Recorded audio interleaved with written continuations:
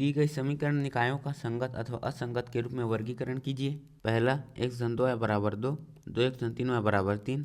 तो हम इसे बताना है कि यहाँ पर ये संगत है या फिर असंगत। तो यदि हम इसमें इसका हल प्राप्त होता है तो यहाँ पर ये संगत होगा, और यदि हम इसमें इसका हल प्राप्त नहीं होता है तो यहाँ पर ये असंगत होगा। तो यहाँ पर ये संगत है फिर असंगत उसका पता लगाने के लिए हम इसमें सारणिक ए ज्ञात करेंगे, और यदि सारणिक ए शून्य के बराबर नहीं आता है तो इसका मतलब है कि यहाँ पर ये संगत है, और यदि सारणिक ए शून्य के बराबर आ जाता है तो हम इसमें एडजॉइंट ए गुणा बी ज्ञात करेंगे। तो इसमें भी दो संभावनाएं हैं। यदि एडजॉइंट ए गुणा बी शून्य के बराबर नहीं आता है तो इसका मतलब है कि यहाँ पर ये असंगत है, और यदि एडजॉइंट ए गुणा बी शून्य के बराबर आ जाता है तो यहाँ पर ये संगत भी हो सकता है या फिर असंगत भी हो सकता है। यदि हमें इसमें इसका हल प्राप्त होता है तो यहाँ पर ये संगत होगा, और यदि हमें इसमें इसका हल प्राप्त नहीं होता है तो यहाँ पर ये असंगत होगा। तो हम लिखेंगे, तब हम यहाँ पर लिखेंगे दिया है x धन 2y बराबर 2 और 2x धन 3y बराबर 3। तो अब दी गई समीकरण निकाय को a गुणा x बराबर b के रूप में लिखने पर जहाँ a बराबर अवयव, यहाँ पर a का मान हो जाएगा 1 2 2 3, तो यहाँ पर आ जाएगा 1 2 2 3। फिर x बराबर अवयव, तो यहाँ पर x हो जाएगा xy, तो यहाँ पर आ जाएगा xy। फिर b बराबर अवयव जो है 2 3, तो यहाँ पर आ जाएगा 2 3। तो यहाँ पर हमने इन्हें लिख लिया। तो अब हम सारणिक ए याद करेंगे, तो उसके लिए इसका इसमें गुणा ऋण इसका इसमें गुणा होगा। तो यहाँ पर आ जाएगा 3 ऋण 4। फिर यहाँ से सारणिक ए का मान आ जाएगा ऋण 1। तो यहाँ पर सारणिक ए का मान ऋण 1 आया है जो कि शून्य के बराबर नहीं है। इसका मतलब है कि यहाँ पर समीकरण निकाय संगत है। तो हम लिखेंगे यहाँ सारणिक ए शून्य के बराबर नहीं है, अतः समीकरण निकाय संगत है।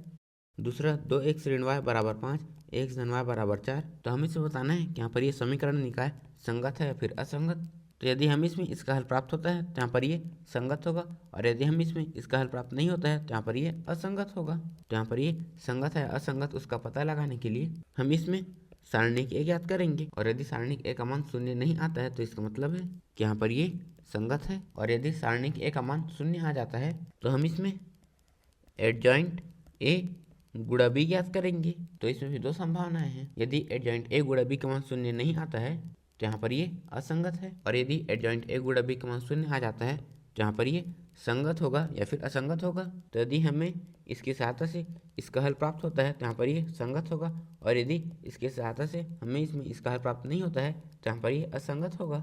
तो अब हम हल करेंगे, तो हम लिखेंगे दिया है 2x ऋण y बराबर 5 और x धन y बराबर 4। तो अब दी गई समीकरण निकाय को a गुणा x बराबर b के रूप में लिखने पर जहाँ a हो जाएगा 2 ऋण 1, यहाँ पर 1 1, तो यहाँ पर आ जाएगा 2 ऋण 1 1 1। फिर यहाँ पर x हो जाएगा xy, तो यहाँ पर आ जाएगा xy। फिर यहाँ पर b हो जाएगा 5 4, तो यहाँ पर आ जाएगा 5 4। यहाँ पर हमने इन्हें लिख लिया। तो हम सारणिक ए ज्ञात करेंगे, तो उसके लिए इसका इसमें गुणा ऋण इसका इसमें गुणा होगा। तो यहाँ पर आ जाएगा 2 ऋण 1, फिर ऋण का ऋण में गुणा करेंगे तो यहाँ पर आ जाएगा 2 धन 1। फिर हम इसे जोड़ेंगे तो यहाँ पर सारणिक ए का मान आ जाएगा 3। तो यहाँ पर सारणिक ए का मान 3 आया है जो कि शून्य के बराबर नहीं है। इसका मतलब है कि यहाँ पर दिया गया समीकरण निकाय संगत है। तो हम लिखेंगे यहाँ सारणिक ए शून्य के बराबर नहीं है, अतः समीकरण निकाय संगत है। 3 x धन 3y बराबर 5, 2x धन 6y बराबर 8। तो हमें इसे बताना है कि यहाँ पर ये संगत है या फिर असंगत।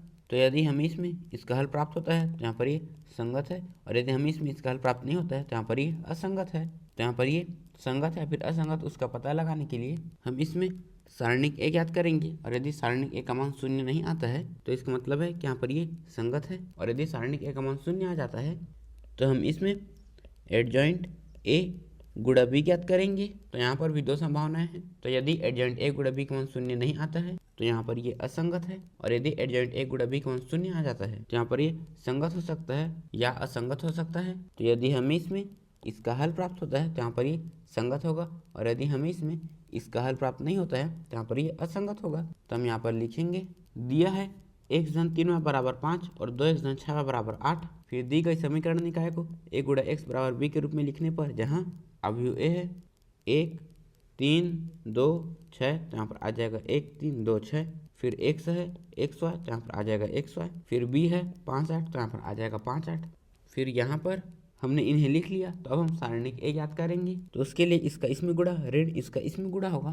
तो यहाँ पर आ जाएगा 6 ऋण 6। तो यहाँ पर सारणिक ए का मान आया है 0, तो यहाँ पर इसका मान 0 आ गया। तो अब हम एडजॉइंट ए गुणा बी ज्ञात करेंगे। तो हम इसमें सबसे पहले एडजॉइंट ए ज्ञात करेंगे। तो यहाँ से एडजॉइंट ए बराबर अवयव का परिवर्त। तो हम इस अवयव में उपस्थित प्रत्येक अवयव का सहकरण ज्ञात करेंगे। तो यहाँ पर a11 हो जाएगा 6, a12 का मान ऋण 2 और a21 का मान ऋण 3 और a22 का मान 1। तो यहाँ से एडजॉइंट ए बराबर, अब हम इस अवयव का परिवर्त ज्ञात करेंगे। तो यहाँ पर आ जाएगा अवयव। तो उसके लिए हम इसे इस तरह लिखेंगे। तो यहाँ पर आ जाएगा 6 ऋण 2, फिर इसे इस तरह, तो यहाँ पर ऋण 3 1। तो यहाँ पर हमने एडजॉइंट ए ज्ञात कर लिया। तो अब हम एडजॉइंट ए गुणा बी का मान ज्ञात करेंगे। तो यहाँ से एडजॉइंट ए गुणा बी बराबर, यहाँ पर आ जाएगा एडजॉइंट ए गुणा बी। तो यहाँ से एडजॉइंट ए गुणा बी बराबर, यहाँ पर ये अवयव 2/2 का है और ये 2/1 का है। तो जब हम इन दोनों का गुणा करेंगे तो प्राप्त अवयव 2/1 का होगा। तो यहाँ पर आ जाएगा अवयव, हम इसका इसमें गुणा करेंगे। तो यहाँ पर आ जाएगा 30 ऋण 24, फिर हम इसमें इसे घटाएंगे। तो यहाँ पर आ जाएगा 6, फिर इसका इसमें गुणा करेंगे। तो यहाँ पर आ जाएगा ऋण 10 धन 8, फिर हम इसमें इसे जोड़ेंगे।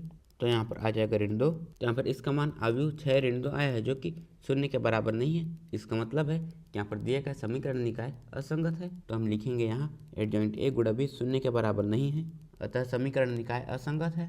4x धन y धन z बराबर 1, 2x धन 3y धन 2z बराबर 2, ax धन ay धन 2az बराबर 4। तो हम इसे बताना है कि यहाँ पर ये संगत है फिर असंगत। तो यदि हमें इसमें इसका हल प्राप्त होता है तो यहाँ पर ये संगत है, और यदि हमें इसमें इसका हल प्राप्त नहीं होता है तो यहाँ पर ये असंगत है। तो यहाँ पर ये संगत है फिर असंगत, उसका पता लगाने के लिए हम इसमें सारणिक ए ज्ञात करेंगे। और यदि सारणिक ए का मान 0 नहीं आता है तो इसका मतलब है कि यहाँ पर ये संगत है।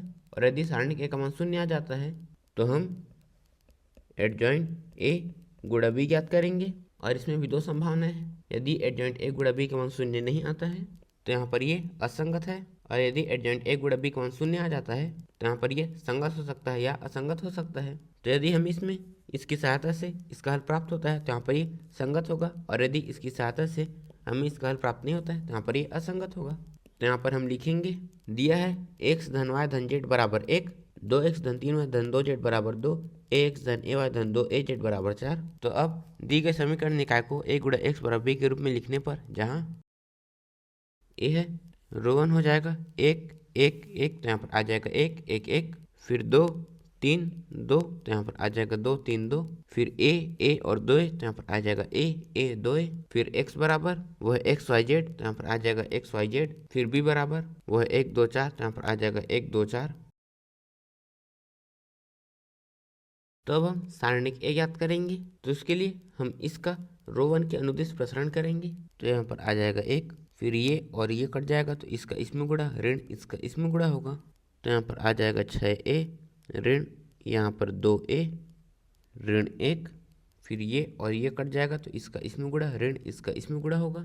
तो यहाँ पर आ जाएगा 4a ऋण यहाँ पर 2a धन 1, ये और ये कट जाएगा तो इसका इसमें गुणा ऋण इसका इसमें गुणा होगा। तो यहाँ पर आ जाएगा 2a ऋण यहाँ पर 3a।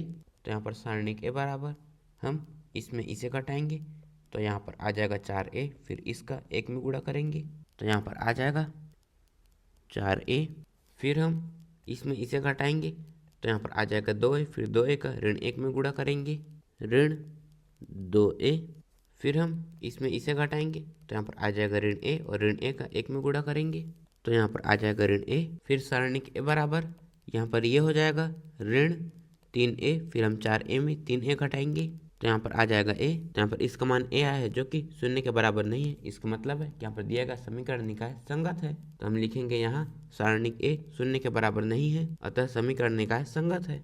5 3x ऋण y ऋण 2z बराबर 2, 2y ऋण z बराबर ऋण 1, 3x ऋण 5y बराबर 3। तो हम इसे बताना है कि यहाँ पर ये संगत है फिर असंगत। तो यदि हम इसमें इसका हल प्राप्त होता है तो यहाँ पर ये संगत है, और यदि हम इसमें इसका हल प्राप्त नहीं होता है तो यहाँ पर ये असंगत है। तो यहाँ पर ये संगत है फिर असंगत, उसका पता लगाने के लिए हम इसमें सारणिक ए ज्ञात करेंगे। और यदि सारणिक ए का मान 0 नहीं आता है तो इसका मतलब है कि यहाँ पर ये संगत है, और यदि सारणिक ए का मान 0 आ जाता है तो हम इसमें एडजॉइंट ए गुणा बी ज्ञात करेंगे। तो इसमें भी दो संभावनाएं हैं। यदि एडजॉइंट ए गुणा बी का मान 0 नहीं आता है तो यहाँ पर ये असंगत है, और यदि एडजॉइंट ए गुणा बी का मान 0 आ जाता है तो यहाँ पर ये संगत हो सकता है या असंगत हो सकता है। मतलब यदि हमें इसमें इसका हल प्राप्त होता है तो यहाँ पर ये संगत है, और यदि हमें इसमें इसका हल प्राप्त नहीं होता है तो यहाँ पर ये असंगत है। तो अब हम लिखेंगे, दिया है 3x ऋण y ऋण 2z बराबर 2, 2y ऋण z बराबर ऋण 1, 3x ऋण 5y बराबर 3। तो अब दी गई समीकरण निकाय को a गुणा x बराबर b के रूप में लिखने पर जहाँ a बराबर अवयव, तो यहाँ पर रो 1 हो जाएगा 3 ऋण 1 ऋण 2, तो यहाँ पर आ जाएगा 3 ऋण 1 ऋण 2। इसी तरह से यहाँ पर रो 2 हो जाएगा 0 2 ऋण 1, तो यहाँ पर आ जाएगा 0 2 ऋण 1। फिर रो 3 हो जाएगा 3 ऋण 5 0, फिर x बराबर अवयव, तो यहाँ पर x हो जाएगा XYZ, तो यहाँ पर आ जाएगा XYZ। फिर b बराबर वो हो जाएगा 2 ऋण 1 3, तो यहाँ पर आ जाएगा 2 ऋण 1 3। तो यहाँ पर हमने इन्हें लिख लिया। तब हम सारणिक a ज्ञात करेंगे। तो उसके लिए हम इसका रो 1 के अनुदिश प्रसारण करेंगे।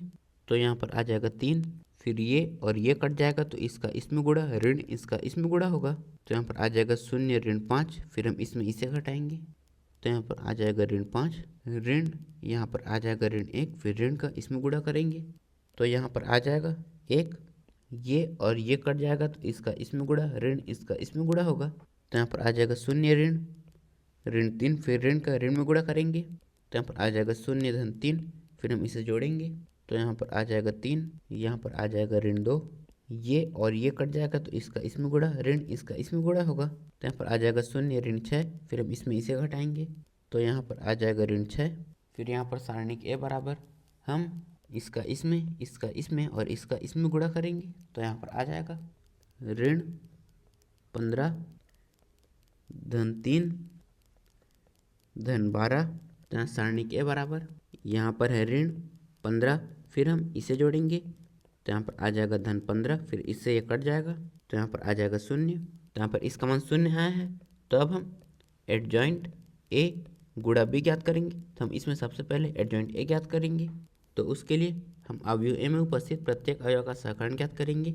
तो यहाँ पर ये हो जाएगा ऋण 5 ऋण 3 ऋण 6, फिर ये हो जाएगा 10 6 12, फिर ये हो जाएगा 5 3 6। तो यहाँ पर हमने प्रत्येक अवयव का सहकरण ज्ञात कर लिया। तो हम एडजॉइंट a ज्ञात करेंगे जो होता है अवयव का परिवर्त।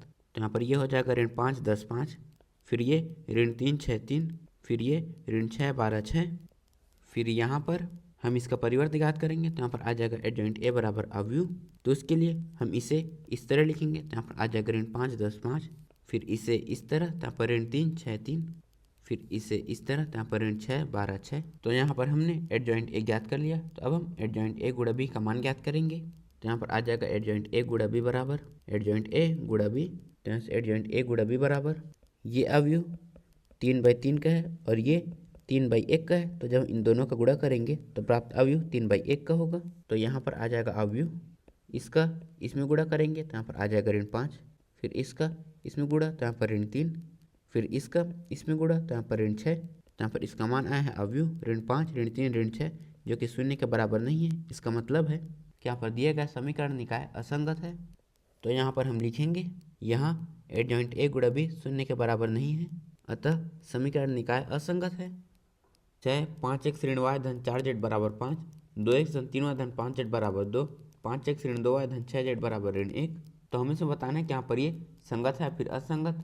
तो यदि हम इसमें इसका हल प्राप्त होता है तो यहाँ पर ये संगत है, और यदि हम इसमें इसका हल प्राप्त नहीं होता है तो यहाँ पर ये असंगत है। तो यहाँ पर ये संगत है फिर असंगत उसका पता लगाने के लिए हम इसमें सारणिक a ज्ञात करेंगे, और यदि सारणिक a का मान 0 नहीं आता है तो इसका मतलब है कि यहाँ पर ये संगत है। और यदि सारणिक a का मान 0 आ जाता है तो हम इसमें एडजॉइंट a गुणा b ज्ञात करेंगे। तो इसमें भी दो संभावनाएं हैं। यदि एडजॉइंट a गुणा b का मान 0 नहीं आता है तो यहाँ पर ये असंगत है, और यदि एडजॉइंट a गुणा b का मान 0 आ जाता है तो यहाँ पर ये संगत हो सकता है या असंगत हो सकता है। मतलब यदि हम इसमें इसकी सहायता से इसका हल प्राप्त होता है तो यहाँ पर ये संगत है, और यदि हमें इसमें इसकी सहायता से इसका हल प्राप्त नहीं होता है तो यहाँ पर ये असंगत है। तो अब हम लिखेंगे दिया है 5x ऋण y धन 4z बराबर 5, 2x धन 3y धन 5z बराबर 2, 5x ऋण 2y धन 6z बराबर ऋण 1। तो यहाँ पर दी गई समीकरण निकायों को a गुणा x बराबर b के रूप में लिखने पर जहाँ a बराबर अवयव, यहाँ पर रो 1 हो जाएगा 5 ऋण 1 4, तो यहाँ पर आ जाएगा 5 ऋण 1 4, फिर रो 2 हो जाएगा 2 3 5, तो यहाँ पर आ जाएगा 2 3 5, फिर रो 3 5 ऋण 2 6, तो यहाँ पर 5 ऋण 2 6, फिर x बराबर ये हो जाएगा XYZ, तो यहाँ पर आ जाएगा XYZ, फिर b बराबर ये हो जाएगा 5 2 ऋण 1, तो यहाँ पर आ जाएगा 5 2 ऋण 1। तो यहाँ पर हमने इन्हें लिख लिया। तो अब हम सारणिक a ज्ञात करेंगे। तो उसके लिए हम इसका रो 1 के अनुदिश प्रसरण करेंगे। तो यहाँ पर आ जाएगा 5, ये और ये कट जाएगा तो इसका इसमें गुणा, ऋण इसका इसमें गुणा होगा। तो यहाँ पर आ जाएगा 18 ऋण 10, फिर हम ऋण का इसमें गुणा करेंगे। तो यहाँ पर आ जाएगा 18 धन यहाँ पर 10, फिर ऋण यहाँ पर ऋण 1 और ऋण का इसमें गुणा करेंगे। तो यहाँ पर आ जाएगा 1, फिर ये और ये कट जाएगा तो इसका इसमें गुणा, ऋण इसका इसमें गुणा होगा।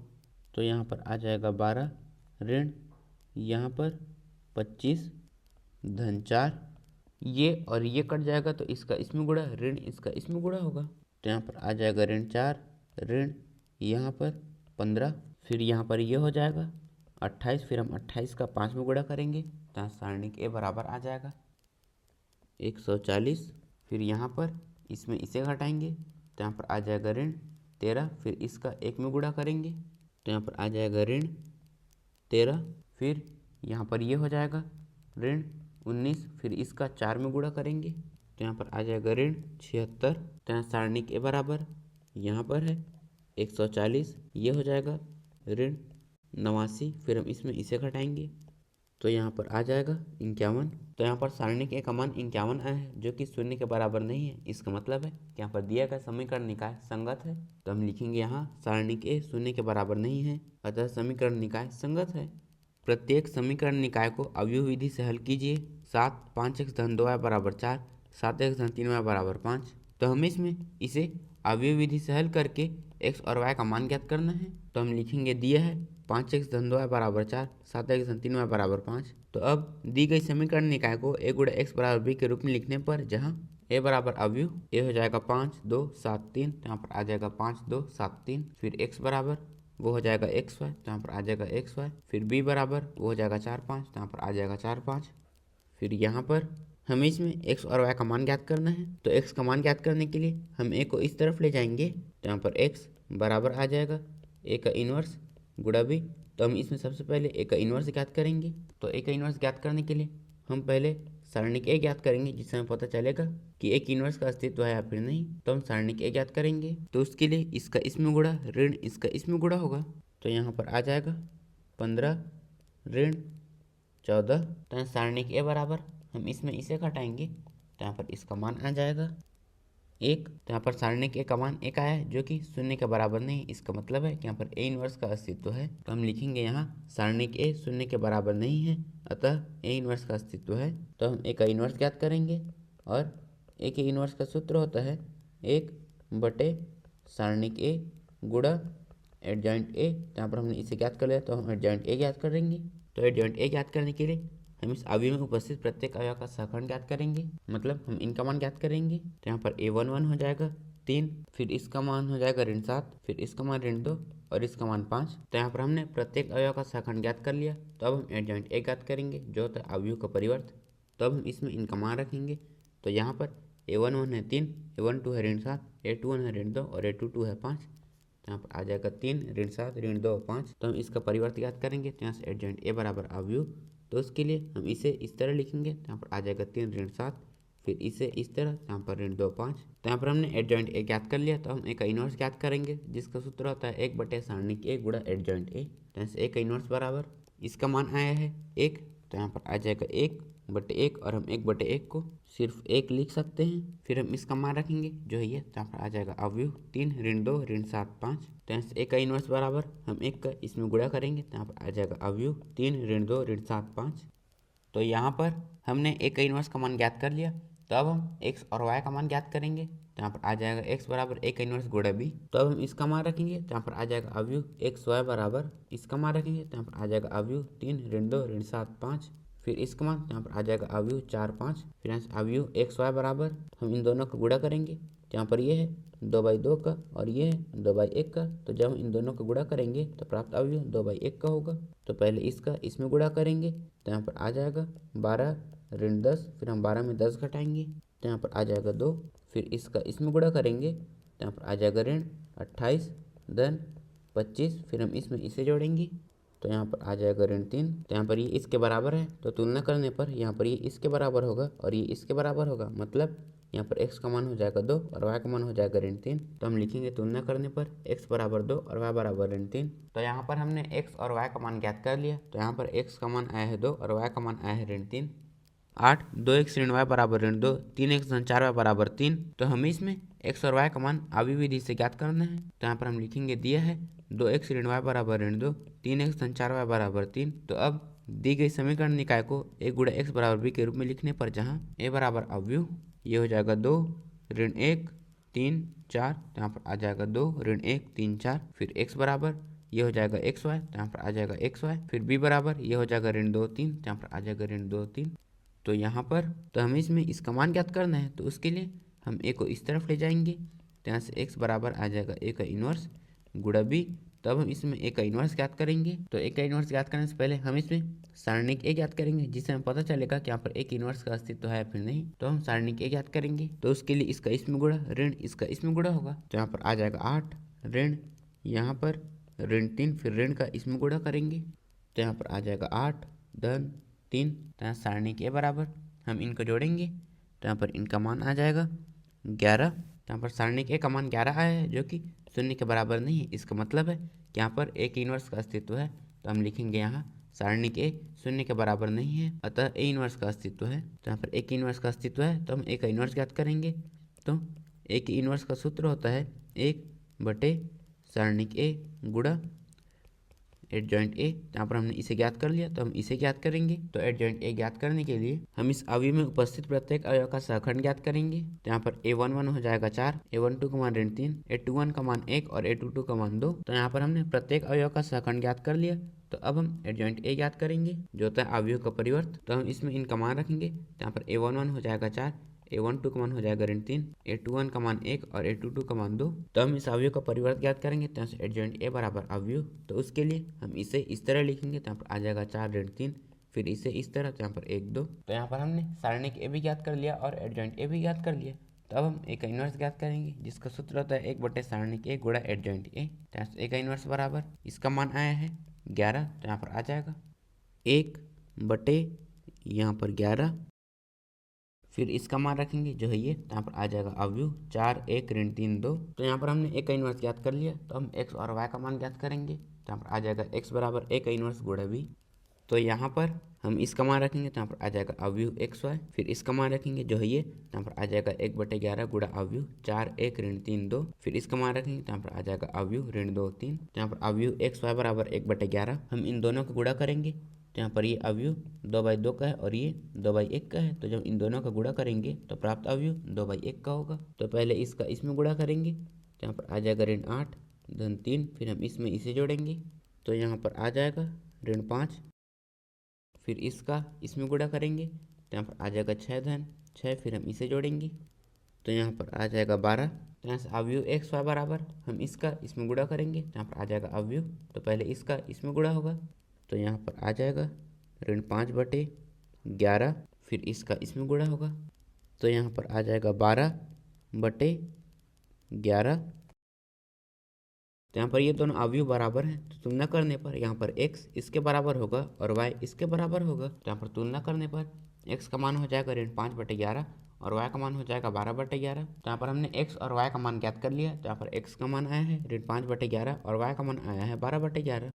9 4x ऋण 3y बराबर 3, 3x ऋण 5y बराबर 7। तो हमें इसमें इसे अवयव विधि से हल करना है, मतलब हमें इसमें x और y का मान अवयव विधि से ज्ञात करना है। तो हम लिखेंगे दिया है 4x ऋण 3y बराबर 3, 3x ऋण 5y बराबर 7। तो अब दी गई समीकरण निकाय को a गुणा x बराबर b के रूप में लिखने पर जहाँ a बराबर अवयव, तो यहाँ पर a हो जाएगा 4 ऋण 3 3 ऋण 5। तो यहाँ पर आ जाएगा 4 ऋण 3 3 ऋण 5, फिर x बराबर वो हो जाएगा xy। तो यहाँ पर आ जाएगा xy, फिर b बराबर वो हो जाएगा 3 7। तो यहाँ पर आ जाएगा 3 7। तो यहाँ पर हमने इन्हें लिख लिया। तो अब हम x और y का मान ज्ञात करेंगे। तो यहाँ पर 1 गुणा x बराबर b है, तो इसका मान ज्ञात करने के लिए हम a को इस तरफ ले जाएंगे। तो यहाँ से x बराबर आ जाएगा a का इन्वर्स गुणा b। तो इसका मान ज्ञात करने के लिए हमें इसमें एक इन्वर्स की आवश्यकता है और b की आवश्यकता है। तो यहाँ पर हमारे पास b उपलब्ध है, तो हम ए का इन्वर्स ज्ञात करेंगे। तो ए का इन्वर्स ज्ञात करने के लिए हम इसमें सारणिक ए ज्ञात करेंगे, जिससे हमें पता चलेगा कि यहाँ पर ए की इन्वर्स का अस्तित्व है या फिर नहीं। तो सारणिक ए बराबर, तो उसके लिए हम इसका इसमें गुणा करेंगे, ऋण इसका इसमें गुणा करेंगे। तो यहाँ पर आ जाएगा ऋण 20, ऋण यहाँ पर ऋण 9, फिर इसका इसमें गुणा करेंगे। तो यहाँ पर आ जाएगा ऋण 20 धन यहाँ पर 9। तो यहाँ सारणिक ए बराबर हम इसमें इसे जोड़ेंगे, तो यहाँ पर आ जाएगा ऋण 11। तो यहाँ पर सारणिक ए का मान ऋण 11 आया है, जो कि शून्य के बराबर नहीं है। इसका मतलब है कि यहाँ पर ए की इन्वर्स का अस्तित्व है। तो हम लिखेंगे यहाँ सारणिक ए शून्य के बराबर नहीं है, अतः ए इन्वर्स का अस्तित्व है। तो यहाँ पर इसका अस्तित्व है, तो हम ए का इन्वर्स ज्ञात करेंगे।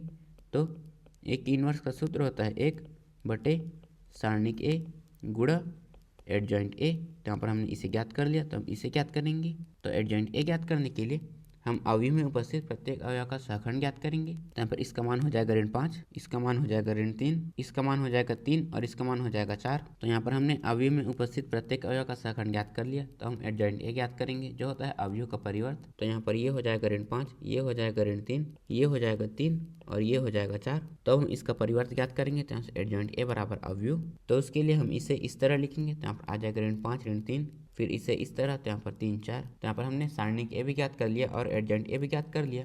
तो अब हम ए का इन्वर्स ज्ञात करेंगे, जिसका सूत्र होता है 1 सारणिक ए गुणा एडजॉइंट ए। तो यहाँ से ए का इन्वर्स बराबर, पहले हम इसका मान रखेंगे। तो यहाँ पर सारणिक ए का मान आया है ऋण 11, तो यहाँ पर आ जाएगा 1 ऋण 11 और हम 1 ऋण 11 को ऋण 1/11 लिख सकते हैं। फिर हम इसका मान रखेंगे जो है ये, तो यहाँ पर आ जाएगा अवयव ऋण 5 3 ऋण 3 4। तो यहाँ पर हमने ए का इन्वर्स ज्ञात कर लिया। तो अब हम एक्स और वाई का मान ज्ञात करेंगे। तो यहाँ पर आ जाएगा एक्स बराबर ए का इन्वर्स गुणा बी। तो यहाँ पर हम इसका मान रखेंगे, तो यहाँ पर आ जाएगा अवयव एक्स वाई बराबर हम इसका मान रखेंगे जो है ये, तो यहाँ पर आ जाएगा ऋण 1/11 गुणा अवयव ऋण 5 3 ऋण 3 4। फिर इसका मान रखेंगे, तो यहाँ पर आ जाएगा अवयव 3 7। यहाँ पर अवयव एक्स वाई बराबर ऋण 1/11 हम इन दोनों का गुणा करेंगे।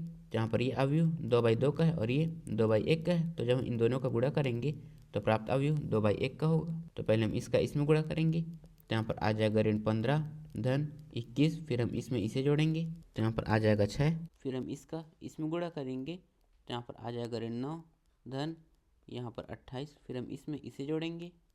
तो यहाँ पर आ जाएगा 19, फिर हम इसका इसमें गुणा करेंगे। तो यहाँ पर आ जाएगा अवयव एक्स वाई बराबर अवयव, तो पहले इसका इसमें गुणा होगा।